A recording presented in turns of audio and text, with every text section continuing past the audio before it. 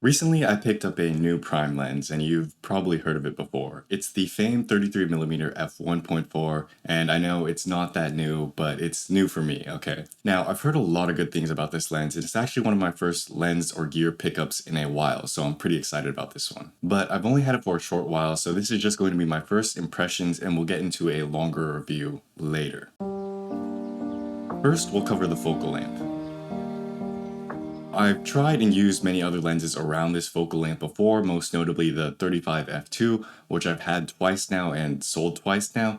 So historically, it's never really been a good focal length for me, but hopefully things are a little bit different this time around. I've been practicing with the 18 to 55 and the 16 to 55 to sort of get acquainted with other focal lengths besides the 23mm, because that's always been my favorite, and I think I've been getting some good practice with the 35mm. So this is my third attempt at it, and we'll see how it goes. I chose this over the 23mm f1.4, the newer one, because I already had the X100V, so I wanted to kind of push myself outside of my comfort zone a little bit and try something that I knew I would be uncomfortable with. And so far, it's actually not that bad. I've been shooting it a little bit like a 50mm APS-C this whole video, by the way. The challenging part about the 33mm is that it's actually a bit of an awkward distance for me. For something like the 23mm, I can sort of take pictures in my nearby vicinity, so if I had to describe it, it would be like walking around and I could just snap like this as people or subjects are passing by, whereas something like the 55mm, I can shoot from a bit of a distance on the hill over there or something like that,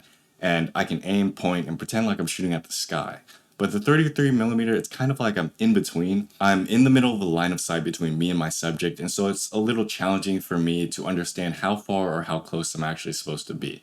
But I think this is something I think will get better with practice, so I'm just gonna keep using this more and more in different environments and scenarios, and we'll see how it goes. So this is something I think it's important to think about if you've recently got a new lens or you're looking at this lens to pick up. Try the lens in multiple scenarios, multiple environments, and multiple conditions, because oftentimes it's not that the lens is bad or anything like that, it's just that we haven't gotten quite used to it yet or understand how to use it properly. So understand if you picked up something new recently, it might just take you some time to get used to that lens or camera body before you actually start getting some good pictures with it.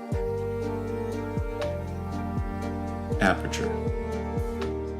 Now, of course, a big reason as to why I got this lens was for the 1.4 aperture. This is probably the widest lens I currently have. Most of the stuff I've used has been around f2, f1.8, f2.8. So I've been very curious to see as to how the 1.4 might change the way I take photos. And what I've noticed lately is that a lot of the photography I've been doing in this past year and a half or so has been greatly from a distance. I'm taking a picture of a sunset far away over there, or people on a hill far away over there.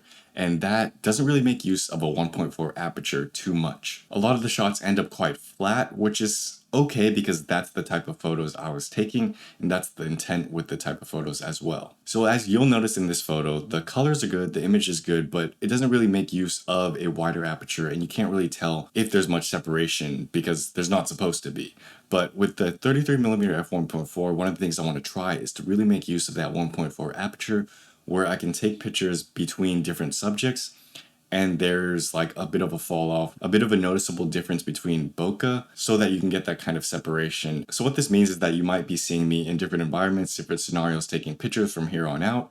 You might find me taking more street photography type photos. And I think this is something to think about if you're thinking about buying a lens or purchasing a lens, whether or not the 1.4 or the certain aperture is really right for you. I think a lot of us, we get told about the greatness of a wide aperture, but for most of us, we don't actually need it. So if I'm taking photos like the sunset I mentioned before, I'm not actually going to need a wide aperture for that. Where I think this lens will actually do really well in is portrait shots and street photography shots and product shots. So anywhere you can actually let that 1.4 shine. Autofocus.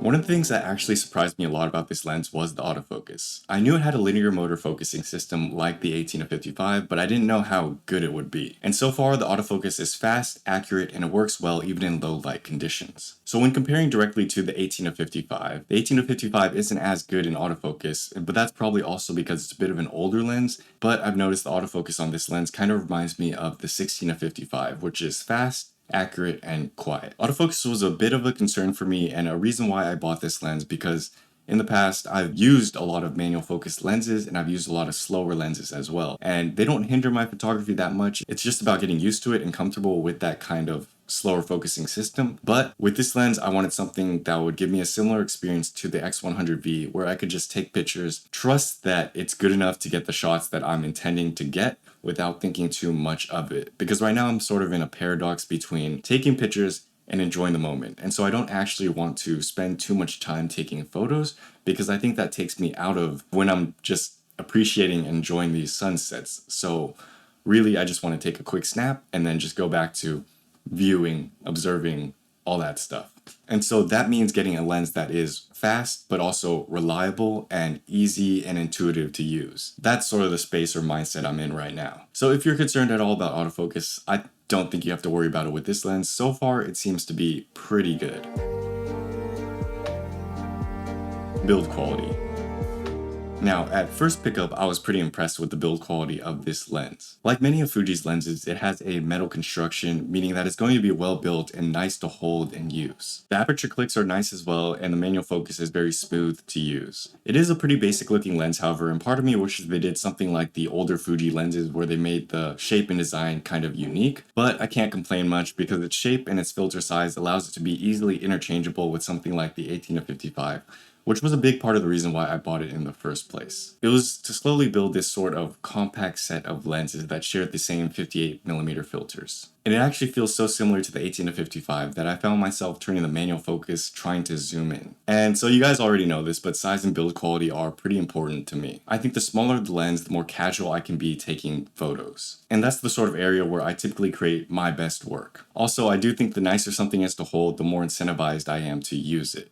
And so this lens currently, so far, has fit the bill for all of those things. So if you're looking to grab this lens, you don't have to worry too much about build quality. I think it's nice, and I'm quite pleased with it. And so overall, I am pretty excited to use this lens in the future. I've only taken it out once or twice, but I want to dedicate a lot more time to learning and getting comfortable with this focal length. And look forward to the 1 month review because that will be coming soon. Also, I am currently giving out free 4x6 prints, so if you're interested, the link is down below. And as always, thank you guys for watching. Peace.